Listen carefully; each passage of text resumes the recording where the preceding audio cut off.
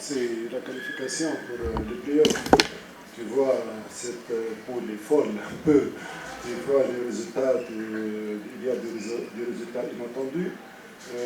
Toutes les équipes, ils ont eu leur chance pour se qualifier. Tu ne sais pas qui est qualifié jusqu'au dernier match. Il faut gagner ton match pour ne pas rester dans le flou et le galabirage et tout. Nous, on est venu ici, toujours c'est la 5e édition successive du S Monastir joue la BAL et toujours elle est prétendante pour le titre. On est venu pour aller toujours trop loin. Et on a été champion une fois, 2 fois finaliste. Toujours l'US Monastir vient pour jouer le premier rôle. Je crois, comme j'ai dit dans la première conférence, lorsqu'on a perdu, on a une équipe très solide qui a une grande force de caractère et on a prouvé ça. Et le point qui me soulage dans ce tournoi, c'est notre défense.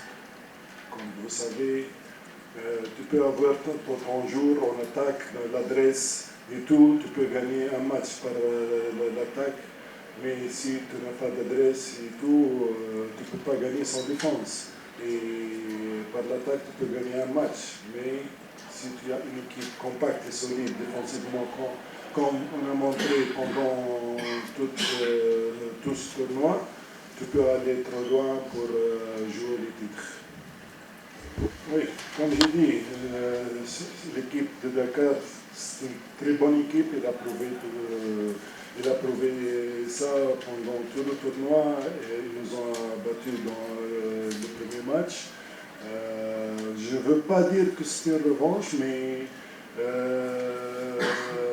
on a su comment stopper leur point fort, jouer à l'intérieur de Majok et à l'extérieur de Wilperi.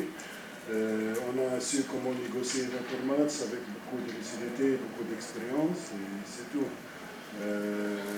Même l'adresse, comme les stats le prouvent, n'était pas excellent comme d'habitude, mais comme j'ai dit, on récompense tout par la défense et on a montré qu'on est l'une des plus fortes équipes défensivement dans ce tournoi.